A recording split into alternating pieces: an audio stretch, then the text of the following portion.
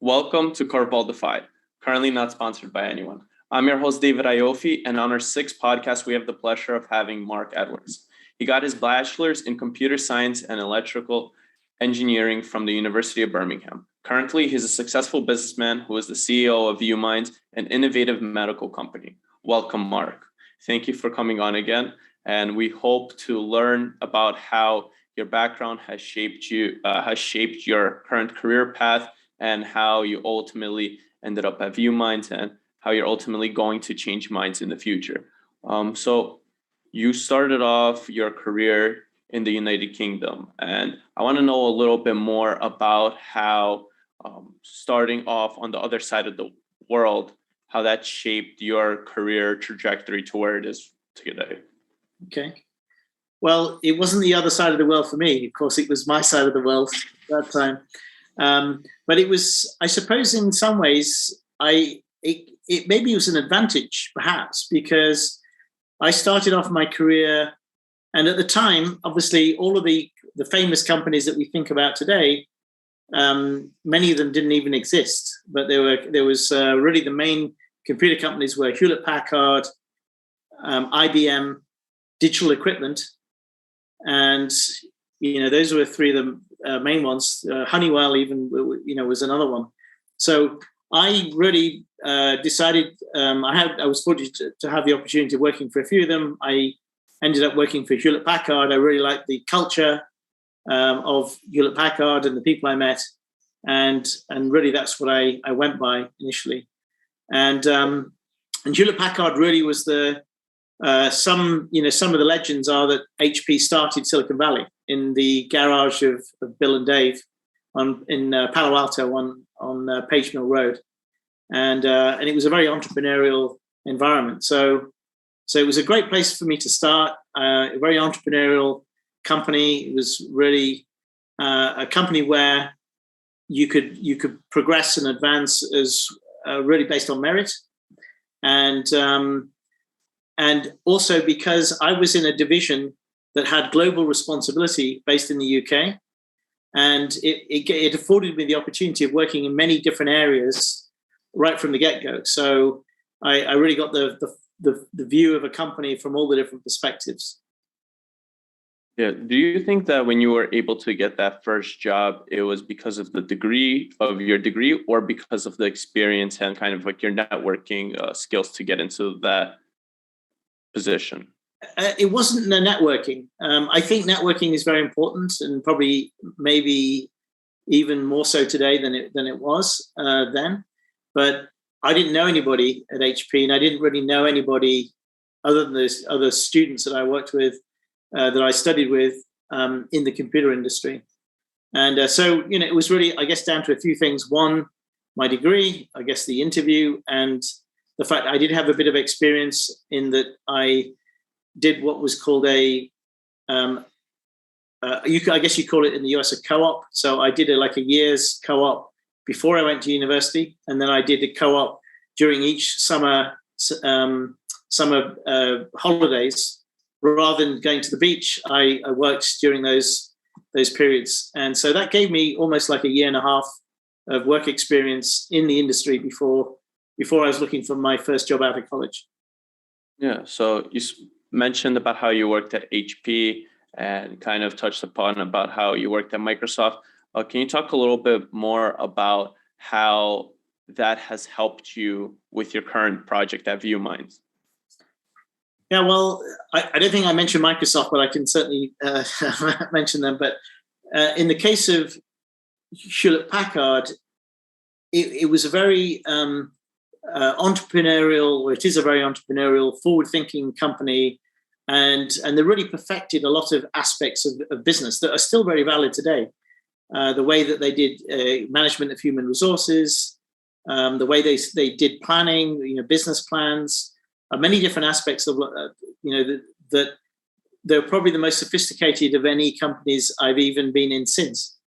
And so that was a very good foundation. It gave me a lot of experience of doing things the right way, or a very good way that I've taken with me wherever else I've gone. When I went to Microsoft, it was quite a different experience. the culture of Microsoft was quite different to HP at that time. It was much younger, company. The average age was, I think it was 26 when I was at Microsoft, and it was HP was quite disciplined, quite process orientated. They had a lot of good processes for everything you can imagine. That wasn't the case in Microsoft. Microsoft, it was a little bit more, because the company was growing so quickly. Then a lot of things had to just be figured out on the fly. I mean, the company was growing, very, very rapidly, and I was in a position where I ran the Windows business in the UK and Ireland, and I took it from under 10% market share to over 90%. And it was like if anybody's ever read Inside the Tornado, which is one of the marketing texts that is recommended to everybody. It was really like being in that tornado, crossing the chasm. I mean, we were experiencing that, in terms of how the business was evolving. So I learned a lot. I learned different things, but a lot of really good experiences at Microsoft as well. Yeah, you spoke about that super rapid growth over that 18-month period. Can you talk a little bit more about what it was actually like going to work every single day? Because I could imagine it being like one of those like super exciting things, but also completely draining when you're growing at such a rapid rate. And I'm sure you were able to meet with a lot of really cool people, and through that experience, you're able to see like who the core group of people that's actually needed for the company, because people have to pick up a higher workload and leadership skills are developed. So can you talk a little bit more about that environment? Yeah, I mean, it was super intense. Super intense. There was just so much activity, and things were growing so quickly. I mean, one example was we decided that it would be beneficial to run some workshops to try and provide more training for people in Windows. And so we launched this program, and we thought if we could get a few hundred people out in the market who had a better understanding of Windows, that would provide a supportive ecosystem for the Windows market. And so we advertised, to give people the opportunity to attend these workshops. They had to pay to attend. It was like a training. They got some free item, a resource guide, as part of the deal. And we thought maybe just a few hundred would show up. They obviously pre-registered, so it wasn't like a surprise on the day. We knew exactly how many were going to show up. But we had 20,000 people wanted to attend, and it started off. We did it at Heathrow, and we were going to have one session with a few hundred. We had to have 4 sessions of 500, and it was just packed audiences everywhere we went. And even though we didn't really charge very much to attend this event, because we wanted people to get this education. With the amount of people that attended, it became quite a profit center, which was unintended, but it was quite exciting. So it was super intense. I mean, Microsoft was in the press every day. This is at the transition time between MS-DOS and Windows. There was quite a lot of competition. Probably many people today won't even remember, but OS2 was a contender to be the graphical operating system at that time from IBM, that was actually licensed from Microsoft to IBM initially.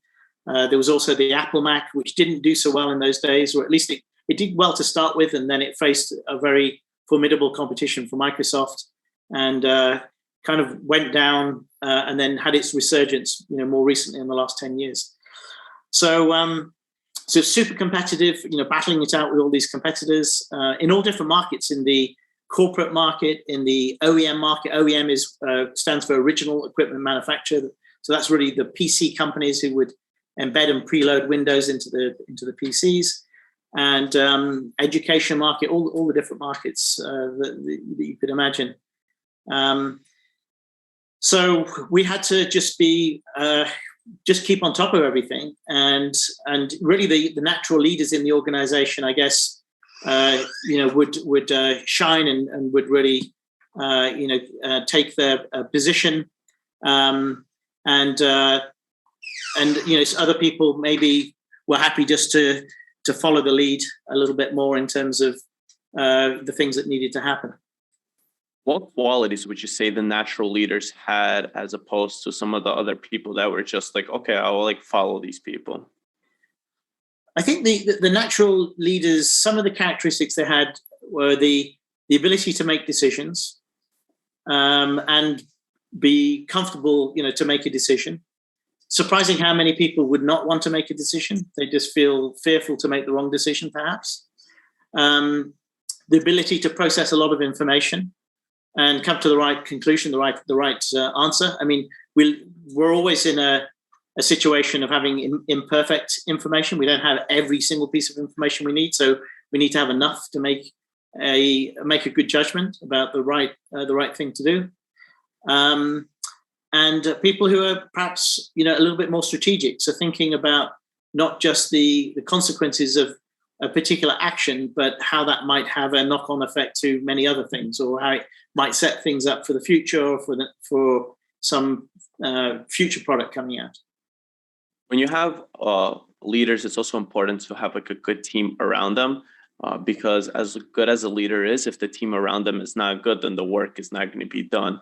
And now that I am developing my own team and trying to find a good cohort of people to help with the Team DFI brand, I've been listening to a lot of podcasts, and what I've been hearing is that when you are hiring, you should always try to hire somebody that you wouldn't mind working for yourself. What are some other qualities that you think that you look for when you are compiling a group of people that may potentially be working for one of your companies? Yeah, so I think obviously a business, especially in today's world, a lot of business is really about information, and so a lot of people are knowledge workers. They're dealing with data and making decisions about data. So it's very important to hire good people. And there was a Harvard Business Review article that is very ancient now, but is still very relevant today. And it basically, the summary of the article was that 10s hire 10s, 9s hire 8s, and 8s hire 6s. I think it was something along those lines. And it's important, for a company to be successful, especially a startup, to hire really very high caliber people. Otherwise, things can get diluted very quickly. Yeah, especially because that's the most important thing, where leadership qualities are the most important, because when you are starting, every single person needs to play every single crucial role. I wanted to know a little bit more because you've been a part of a couple starts in your life and part of the startup world. What was the most fun and favorite experience that you had? Honestly, it's probably my current experience. I think that's one of the most fun experiences that I'm having. I mean, many of them, they all have their own, their own sort of aspects, which are fun. I mean, my first startup was very exciting. I started a company back in. I was 29 years old, and it was just after Microsoft. I had the opportunity of going to Microsoft to do what I was doing in the US. And rather than doing that, a financier offered to fund me to set up a company to develop multimedia learning software, because it was an area of interest for him as well, because he had some other businesses that were relevant to this area. And so I started a company, and I didn't really know anything about venture capital, really had no idea.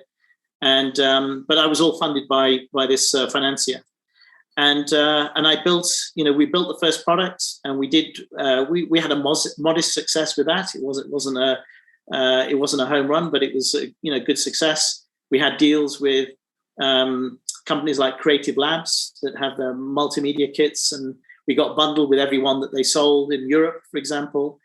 The second product that we launched was really successful. And it was a home run, and it became the 5th best-selling software in the US of any software. Oh. It got bundled with all sorts of PCs, with with the HP computers, with Compaq Presarios, with IBM computers in Asia. We localized it into 13 different languages. We didn't localize it ourselves, but we sold the republishing rights to partners in different countries, and they paid us for the rights to do the localization. And then every time they sold one, we got a royalty for each one that they sold as well. And so that was super exciting. And but each one has different characteristics. There was another one that I ran, which was a mobile device management company called Information, based in New Jersey. And when I joined, it was a pre-revenue company. We had 26 employees. We really didn't have any revenue. And over the course of the next number of years, we started winning accounts to provide service providers with a system to manage devices, configure devices, and manage all the mobile phones on their network, smartphones really, that needed more management and security than had been the case previously when you had, let's say, dumb phones that didn't really do anything. And we did deals with many of the tier one service providers around the world, surpassing, we had some big competition and we were able to outcompete them. We won the Vodafone Global account, which was the largest mobile operator in the world, in competition against IBM. We initially lost it to them, but after a concerted campaign to get the decision to be overturned, after a few months, they changed the decision and we ended up getting awarded the deal. And after that, we started picking up AT&T and Sprint and many tier one operators around the world. So, today I'm really excited about ViewMind. I think ViewMind is really changing the way we think about the health of our brains. Today we don't really think about brain health. We do all sorts of things to look after our health. Maybe even like our teeth. We get our teeth checked every 6 months. We get our blood pressure checked. We check all these different things. But our brain, probably our most important organ, because who would we be without our brains? We don't do anything for our brain, and really that's for two reasons. One reason is that the brain is incredibly adept at overcoming issues. So if you have a problem in a part of the brain can sort of rewire itself and use other parts of the brain. So neurological issues can go unnoticed for many, many years, even several decades before a problem starts to become noticeable. The second reason is that the diagnostics that are available for diagnosing brain health really are only useful in the late stages of an impairment.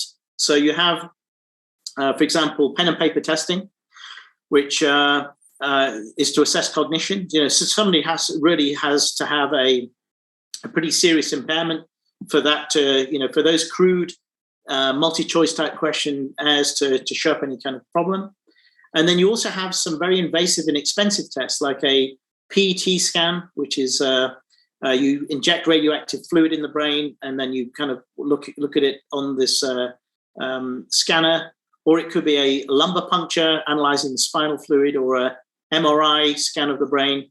And these tests, they're really not something that a doctor is going to prescribe to anybody unless they have a serious issue. So we think we have an opportunity with our technology to really change the way we think about brain health. We use virtual reality and artificial intelligence, and by monitoring eye movement patterns, we can associate the changes in eye movement patterns with different neurological disorders, such as Alzheimer's, multiple sclerosis, depression, and things like this. So I'm really excited about this because I think, I'm excited about technology in general, but I think in particular with ViewMind, we have the chance to change for the better millions of people's lives who are suffering and who have issues and need help and need earlier diagnosis at the time where an intervention can have more of a positive impact than perhaps finding out an issue very late in the day.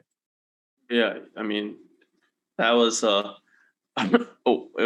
you definitely hit the innovative side. And most people, when they do get into the startup world, they do work for a startup, then it fails, then they work for another one, that one fails, then they finally find one, and it hits it's a slam dunk, ball is out of the park or whatever it is. But it sounds like you always were able to get that home run.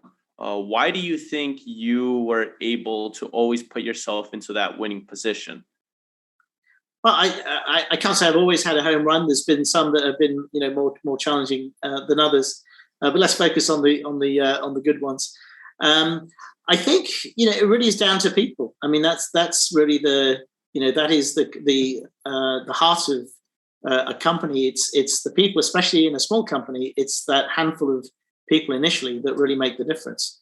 So getting partnering with the right people to start with is absolutely critical.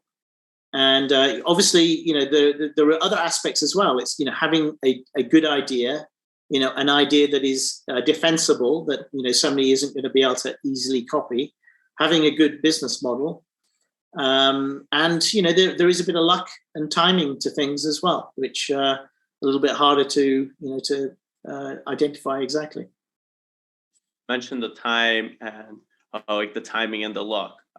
And obviously, when you go from one venture to another, it's always like a risk because you have a system that's working and then you're going to something new. How are you able to identify when it was time to move on and start the next venture?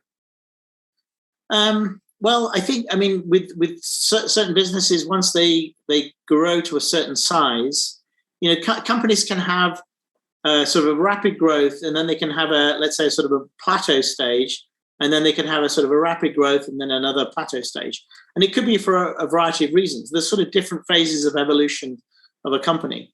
Some of those plateau phases could be a function of you had a great first product, but now you need other products to follow through. It could be to do with the operationalization of a business that now that you have a number of customers, you're so busy supporting them that it gets harder to start to sort of scale, to the next stage. It could be a variety of different reasons. So it really is a function of judgment.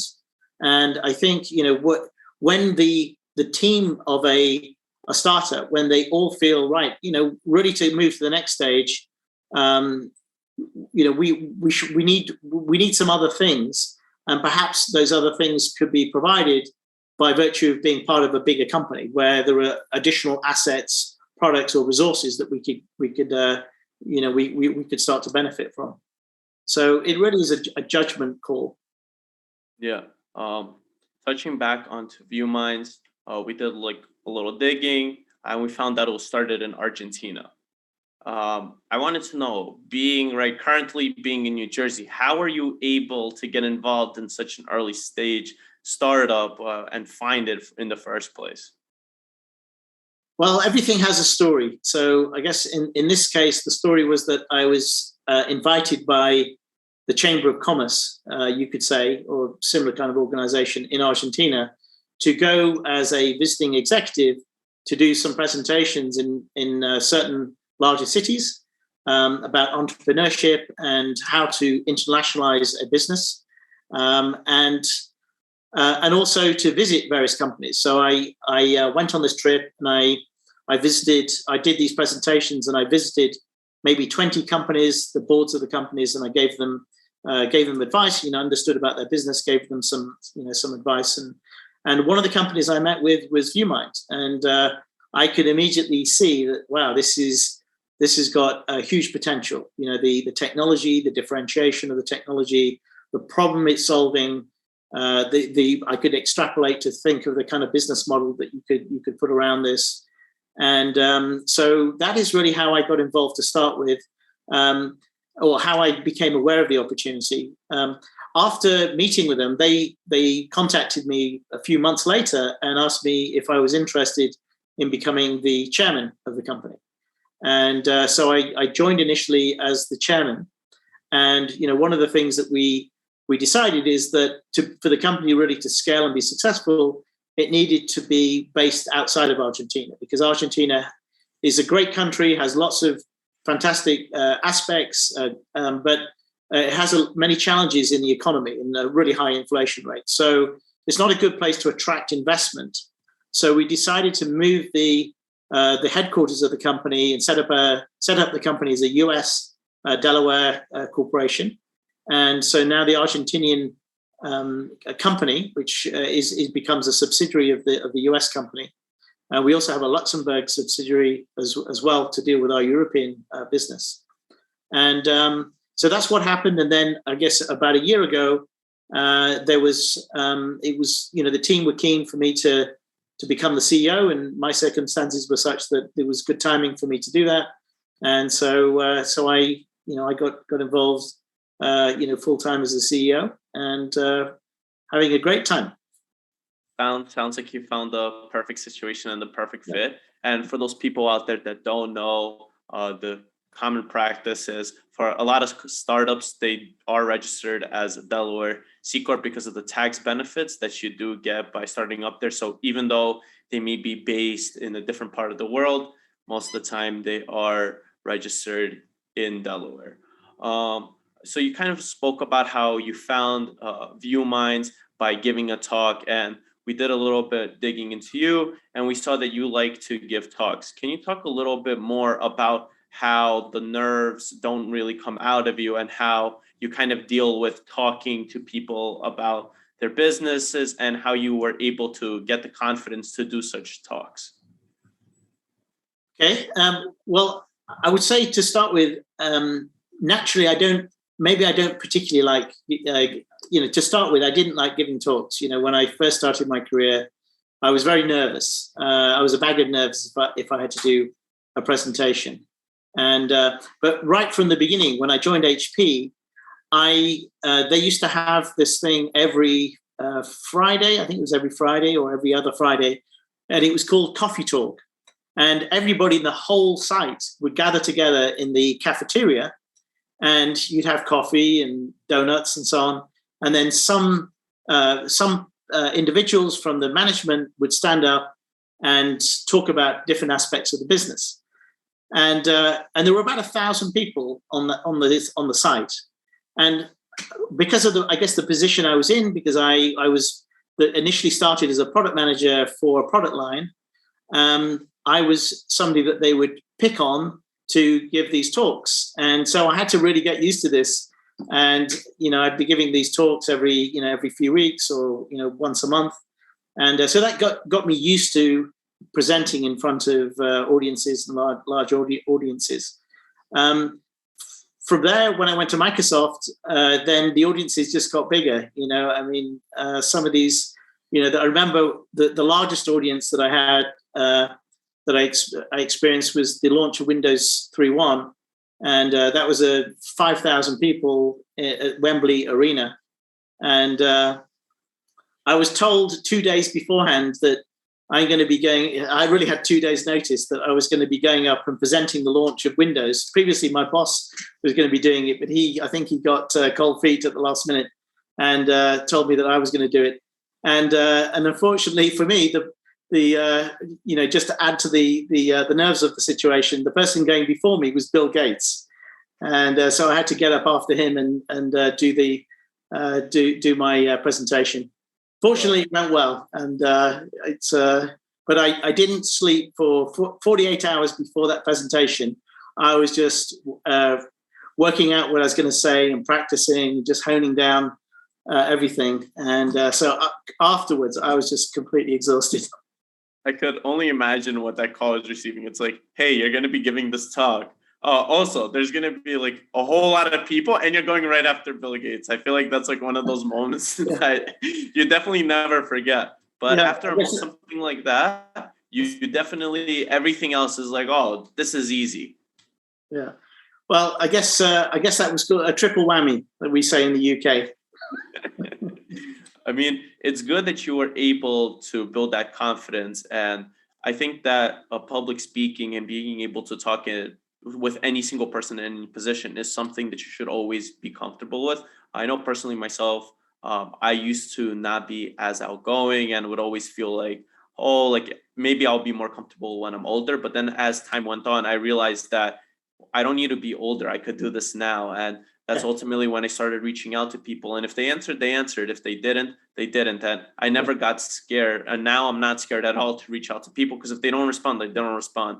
Most of the time, you just have to realize that a lot of people are passionate about what they do. And if you want to learn more about their specific work, then you could reach out to them and chat with them about what they do.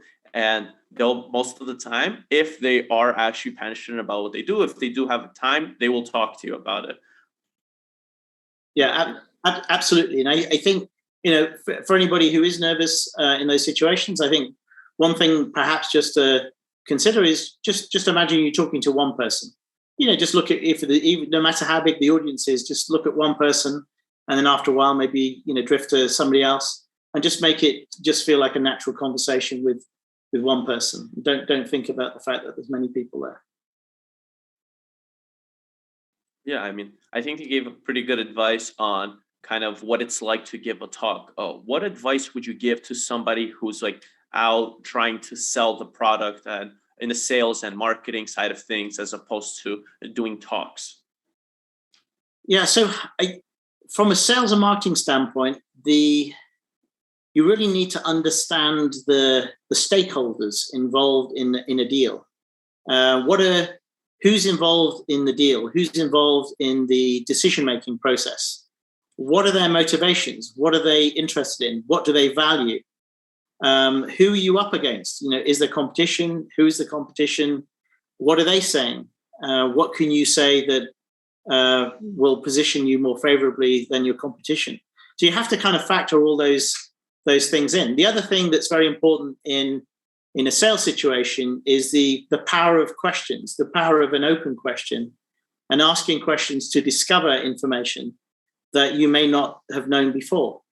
And that's incredibly important. Can't emphasize that enough in sales, that you have to really ask the right questions, open questions that don't have a yes or no answer, to really get a good sense of the whole decision-making process, and where your prospect is how they're thinking about it. I think that the number one fear that people do have in that whole sales thing is, what do you do when you're dealing with a person who is kind of like not tolerable, and they're always like, hey, I want it to be done this way, but the way that they want it to get done is not actually the way that it's going to be. Like personally, for myself, we do work with angel investors and a lot of people that got rich pretty quick in the with this whole crypto Web3 world. And a lot of the kids that, or not kids, young professionals that we do work with, they kind of are, they like to have things done fast and at their pace. And in reality it's like, it's not as simple as they make it out to be. So how would you recommend working with those types of people that are very like time hungry, I would call them? You mean sort of impatient, and they just like the impatient people, the ones that are like, they have like a lot of money backing them, and they're like, okay, we want this done now, and like it puts a lot of stress and anxiety on the people that they are working. Yeah. Well, I think it's the same process that you need to just understand, what are their motivations, what are the things that they're forming part of that decision-making process for them. And if they're highly impatient, don't sort of lecture at them for a long time with lots of information. They'll switch off after, a minute or two. So you have to kind of maybe engage with them a little bit more, find out what they're looking for. Why are they interested in what you have? And try and open up the conversation. And then when you have enough information, then you can maybe talk a little bit more about what you have and why it would deliver value to them. I mean, I never really thought about it that way, but I really like how you presented it in a way where it's like you should always kind of like blame yourself and then go into the whole situation being like, hey, like the reason they are impatient is because I'm not doing what I'm supposed to do, right? And I never really looked at it that way before. I just kind of thought about it as like they got quick, rich, and now they think that I could work as efficiently as they have. But definitely the way that you presented it brings a completely different perspective, and hopefully now that I will try to look at it that way, hopefully my relationships with those people will be better. But one trouble that I do have personally right now with working for Do First Innovation, school, and my personal life is balancing everything. How has it been affecting your life, and how do you think that managing your ViewMinds as well as some of the other projects that you're working on, how does that affect your work-life balance? That is a challenge. That's a challenge. There's always been a challenge. I'm probably, I am very passionate about the work I do, and so I'm quite intense in terms of, really doing that. But I have a family. I've got kids, so I try to, keep quality time, for them, and do things together where everybody's, really in the moment, kind of together doing certain things.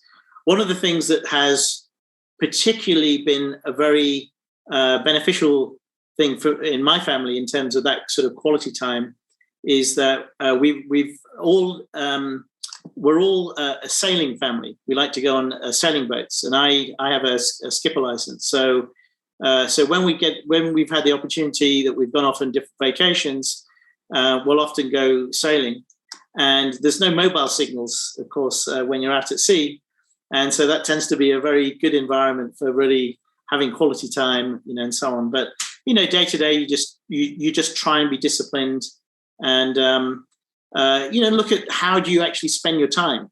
Are you, if you're spending time, at certain points, trying to be quite a tough judge of yourself as to was that a good use of time, and trying to keep some sort of boundaries to it, some margins in terms of, when you're going to stop, and keeping some time allocated for the other things that you want to do, whether it's exercise or family time or other projects that you want to engage in. So time management, that is a skill that is an important skill to learn, and if you constrain the time that you have, then you have to be quite ruthless about how you invest it. So how do you currently do it? Is it like you look a week in advance and you're like, okay, so this is what I'm going to do every single day? Or do you plan months in advance? And because I could imagine like trips, you have to plan months in advance. You can't just be like, oh, next week, all my meetings cancel those. I want to go sailing. So how does that work? Yeah, I mean, I guess you have, different time horizons. So yes, I have a sort of a year plan for the company in terms of what we're trying to accomplish in the year, a quarter plan. So a little bit more detail of what we're trying to achieve in the quarter, a month plan, which is more detailed again. Which is really down quite granular in terms of, all the objectives that I'm setting for myself, and also, all the members of the company, they all, have their specific objectives as well, which support the company objectives. And then each day I do plan out the day, before I start, in terms of, what I need to accomplish that day, and, put myself under pressure to make sure that I finish everything that I plan to do. Yeah, I think that putting yourself under pressure sometimes to get everything done is the best way to get everything done. But sometimes, like I know currently for myself, that sometimes when I put too much pressure on myself, I give myself too much anxiety. And then I expect the people that are working also on DFI, Levy and Lucas, sometimes I expect them to put in the same amount of work. And then when they don't necessarily perform to the level of that I'm working at, I'm like, oh, like they're just not as into it as I am. But then I take a step back and I'm like, oh, wow, they actually are doing a lot. I'm just like working where I'm only sleeping 4 hours. They just like actually are like taking this as like a normal job where they're like actually working. they're not overworking. So kind of like when you take a step back and you look at it, you're like, oh, that makes more sense. So can you kind of talk about how because obviously when you're starting a company, you're putting in the most amount of work, and then the people around you should be putting in like similar types of hours. So can you talk a little bit more about what you look for when you are founding a company and the people that you like to surround yourself with? Yeah, well, I mean, I wouldn't say that measuring somebody's contribution by the amount of time that they spend is necessarily the best yardstick. It is a measure, And obviously, if somebody's doing good quality work and they're spending more time, they're going to achieve more as well. But I think in terms of, the kind of people I like to surround myself with, I think firstly, personal relationships, having really good relationships with people is really important. You have to like the people you work with. You have to enjoy their company, want to, be with them. I think it's preferable, especially in a very intense environment where you're working extremely long hours. That for me, that's important. Maybe it's not important for everybody, but I feel that's really important. You want to work with people who are very capable and smart. They know what they need to do, that they're motivated, they're self-motivated. They don't necessarily need to be told what to do. They set their own objectives and they seek guidance if needed, but, they're really, highly motivated. And they're also, you want people to really care about the results. We need to get the, results and achieve the goals that we've set. So, but, not everybody needs to be the same as well. So you want people with different personality profiles. And I actually, one of the things I do typically when I recruit these days, I didn't necessarily do it earlier on, but I typically do a psychometric evaluation of the person using standardized tests. There are quite a number around, and I like to try and understand what kind of personality profile does a person have. How is that personality profile going to work with me? Is that going to be a complementary profile? How would we work most effectively together? And trying to really understand more about the person than just that they've had a particular experience. So those are some of the things I think about in terms of the people I look to work with. I mean, as a leader in a business, you are setting the example, and I very much, that's something I very much believe, and I believe that, probably the person who's at the top of the business, they need to be working harder probably than anybody else, and really leading by example in every regard in terms of the way that they undertake their all their different duties. So that's something I think that's important.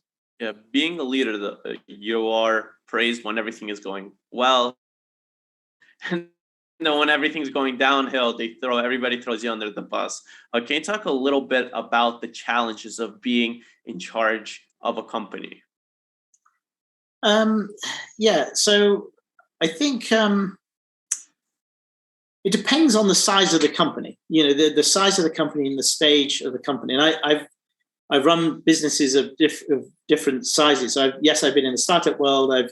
I've built startups up to 350, 400 people.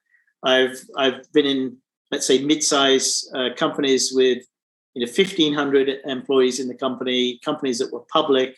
So there are different requirements and different considerations based on the nature, the size, and the nature of the business and the growth stage that it's in. Some of the things that I have noticed that are often amiss in any company of any size, often the internal communications can be very poor. And that's something that's very important. I think often the understanding of the vision and the goals of the company can be missing. And that can be in a big company as well as a small company. I think it's very important everybody has a very clear understanding of what are you trying to achieve, where are you trying to go as a company, and that they could explain it to somebody else. So I think that that's really important. I think I personally am very passionate about customers. I believe that really the business for the most part is in business to service the needs of customers and deliver products and services that they value, that they exchange a payment for. And so I think it's very important that that everybody in the business has some exposure to customers and has an understanding of the customers, what they value, what they're dissatisfied with. So that's another kind of element. I also think customer satisfaction is something everybody needs to have a really good feeling of, a good finger on the pulse of in the business, and should be passionate about delivering good service and good customer satisfaction. So and transparency. I think it's important. People, if you don't share information, even if it's bad information, bad news, let's say there's some not so good things happening, I think it's very important that people have a transparent understanding of that, because if they don't, then they tend to, the rumor mill goes around and people will start to, conjure up all sorts of things that were probably 10 times worse than the actual thing that they didn't know about. So those are some of my top of mind, let's say, principles that I hold quite dearly. Yeah, I mean, that's pretty interesting. And you've obviously worked in quite a bit of industries, and you started off kind of working with handheld devices, cell phones, the computer stuff, and now you're working more in the medical industry. Can you talk a little bit more about like why you thought this was another industry that you would be able to succeed in? Yeah, sure. So I think firstly, there's many aspects of any business that are common. I mean, some of the things I just mentioned, they're common to any business, even a not-for-profit organization. They have, similar types of things that they need to be doing as well. I've been in the hardware business, the software business, the middleware business, the handheld computer business, different areas, service provider business, and so on. And I think having a very good understanding of the customer's needs, or sometimes the customer maybe doesn't know what they need, so you have to kind of project the need and sell them on the value of what you're offering.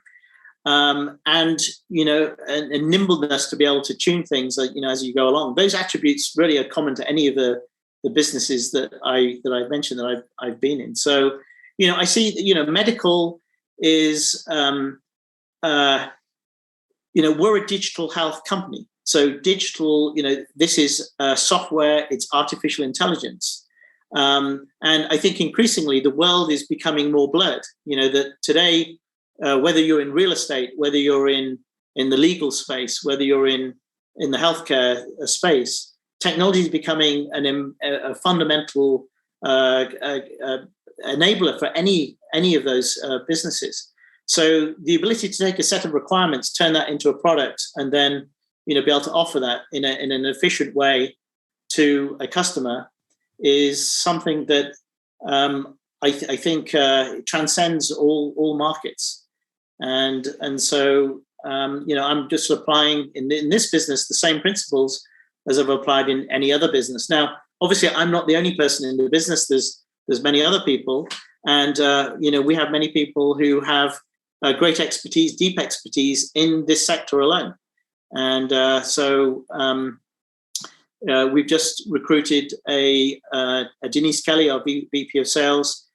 She comes in with 25 years of experience running sales for a medical device company in one of the largest ones in the world, Medtronic, and ran a 300 million sales portfolio in that business. So she brings a huge amount of business, and we have other people in the business who have that sort of background. So really, it's about a team, and it's about making sure that you have team members who are fitting into different areas that can provide experience and expertise, across the spectrum of what's needed.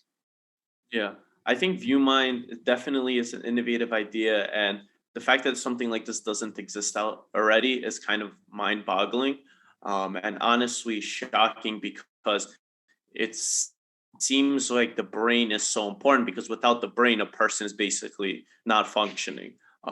So I wanted to know, and obviously there's a lot of innovative type of ideas where people have been trying to make flying cars. They've been trying to do all crazy things. Why do you think that people are always coming up with these ideas, but most of the time the timing is wrong? So why do you think the timing is right now for ViewMind? Well, there's sort of two factors really. So I mean, one, there is the science, the underlying science, and the science has been evolved over quite a long period of time, over 18 years. Our chief science officer has been in this area, for a lot of time, and has a great expertise and deep understanding of eye movements and cognition and neuroscience. And but the technology for being able to extract eye movement patterns has really only been available more recently. In fact, if you go back not too many years ago, you'd have to buy like a peripheral device. We're talking like 4 or 5 years ago, a peripheral device that would plug into a computer, and that device would cost thousands of dollars. And it wasn't very practical, didn't work, even that well.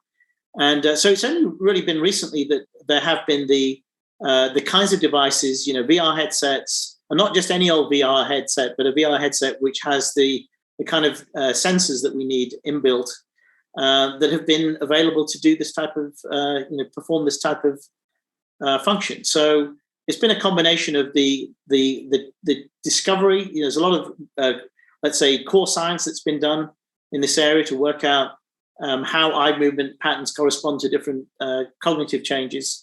And then the actual hardware technology that has come to a point that it is viable to deploy en masse in the market. Yeah, I mean, sounds like it's about to take over the world, and definitely it is the time for ViewMind. And I think that this is like one of those technologies that is going to be super helpful for mankind as a whole.